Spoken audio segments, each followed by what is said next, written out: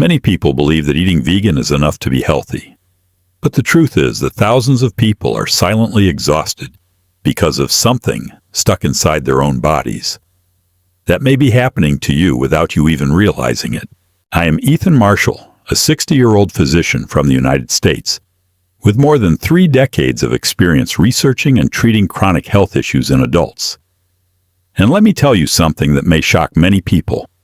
Throughout my career, I have met countless patients who believed that simply eating vegan was enough to maintain a healthy body. Yet they came into my clinic exhausted, aching, with poor digestion, and many of them were carrying conditions they thought they had avoided by going vegan.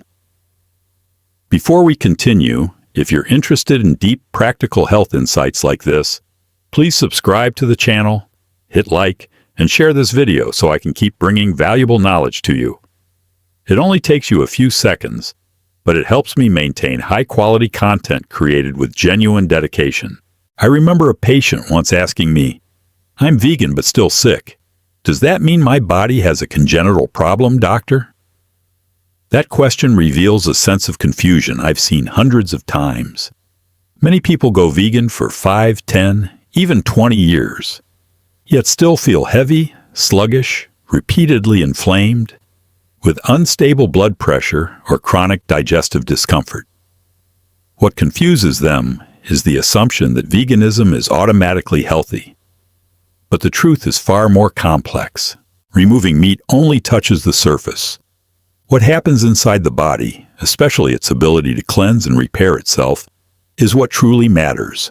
I have witnessed countless cases where patients lost confidence in their own bodies simply because they misunderstood the root of their problems. They thought they were doing everything right, yet their bodies did not respond. This led to mental fatigue, and at times, even discouragement in their own efforts. But when looking deeper into long-standing research and comparing it with thousands of real-life cases I've encountered, the answer became clear. Veganism only tells you what you avoid, not how you are actually nourishing your body.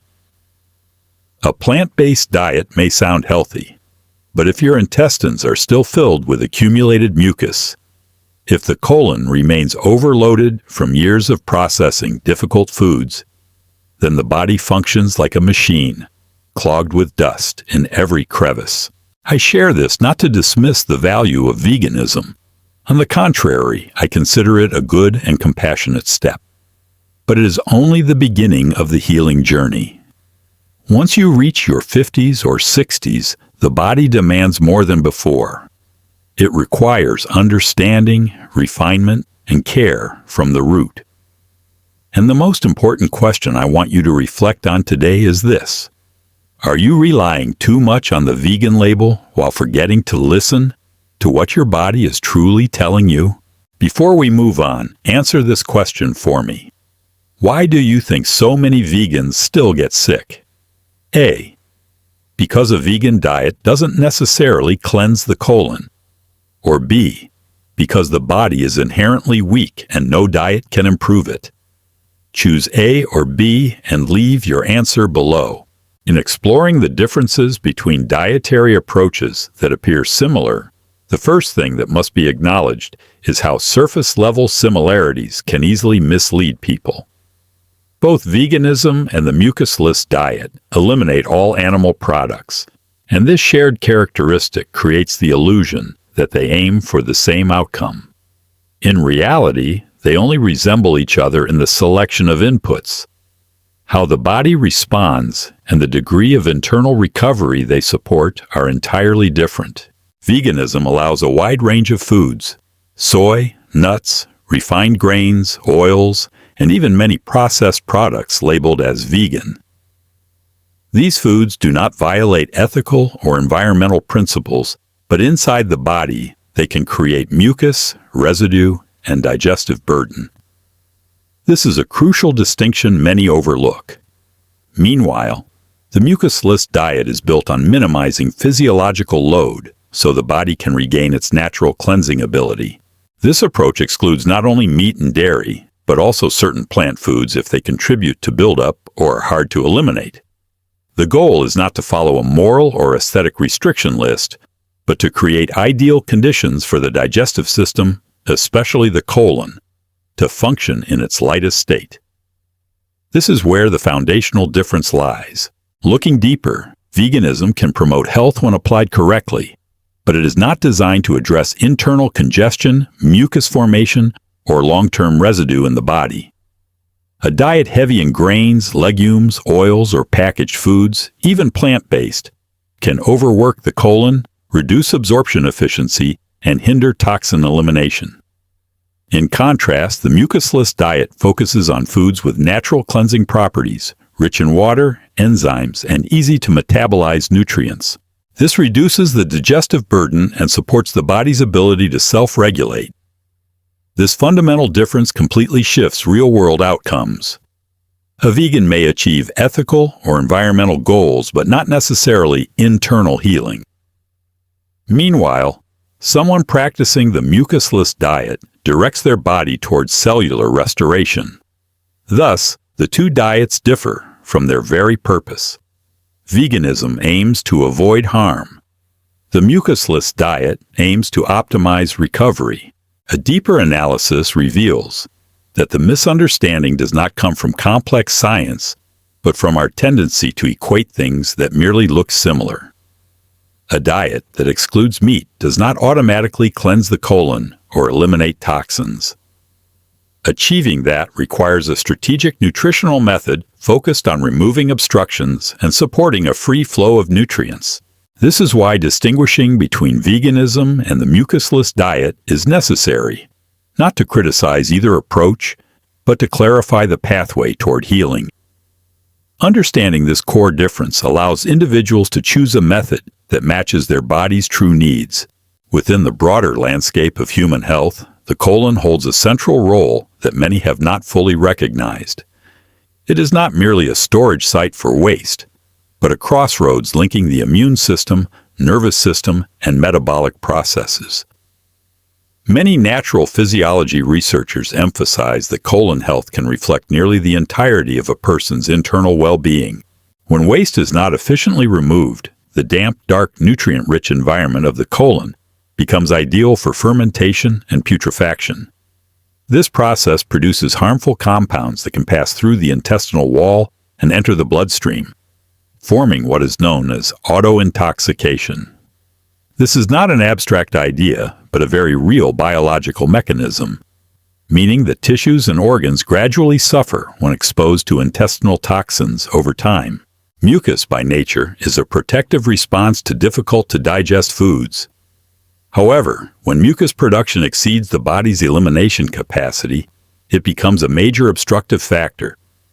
This sticky layer adheres to the colon wall like a glue membrane, blocking nutrient absorption and weakening colonic function.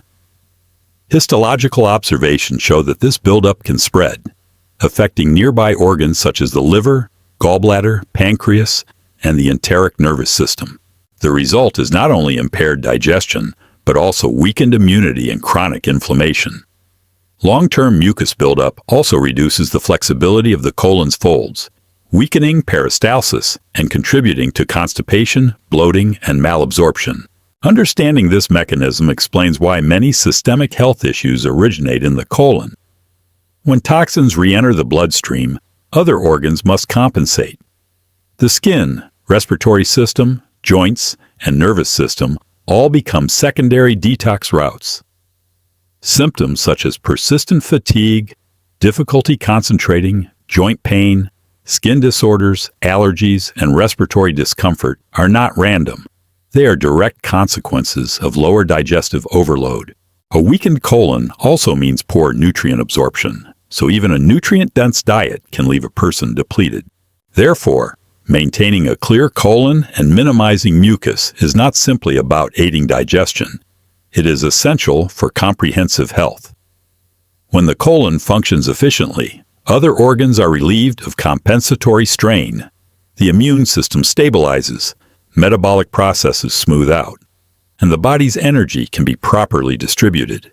This biological clarity explains why dietary and lifestyle approaches focused on reducing mucus consistently lead to significant improvements, especially for individuals with chronic inflammation, low energy, or prolonged digestive issues.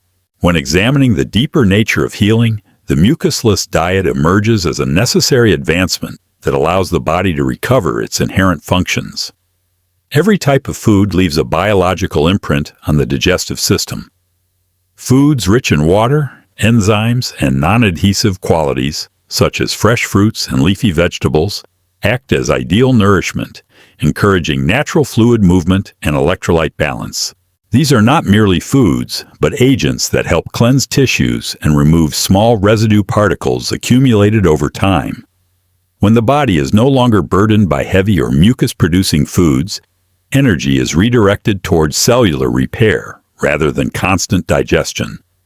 Connective tissues are freed from low-grade inflammation, improving metabolic efficiency, circulation, and overall coherence within the body. The mucusless diet also creates a physiological environment that supports self-healing mechanisms interrupted by modern eating habits. This is most evident during short fasting periods when digestion temporarily pauses, allowing cellular cleanup processes to activate. These rest intervals, such as time-restricted eating or a weekly fasting day, directly reduce inflammation, increase hormonal sensitivity, and enhance digestive performance. Through the synergy of a light diet and natural physiological rest, the body can shift from accumulation to purification, an effect unattainable with diets heavy in starches, oils, or processed foods. Practically speaking, the mucusless diet serves as a method of recalibrating the body toward balance. Those who follow it consistently often notice profound changes: easier breathing, deeper sleep, reduced abdominal heaviness, and greater mental clarity. These transformations are not the result of strict dietary discipline, but the body's natural response when allowed to function properly. This cleansing process extends beyond digestion to influence the nervous, endocrine, and circulatory systems. Gradually, the body returns to a state in which each organ performs its intended function without compensating for another's overload. The essence of eating to cleanse lies in restoring the body's capacity for self-regulation. If veganism prioritizes reducing harm to animals and the environment, the mucusless diet prioritizes reducing unnecessary interference with the body's physiology. This distinction produces differing outcomes.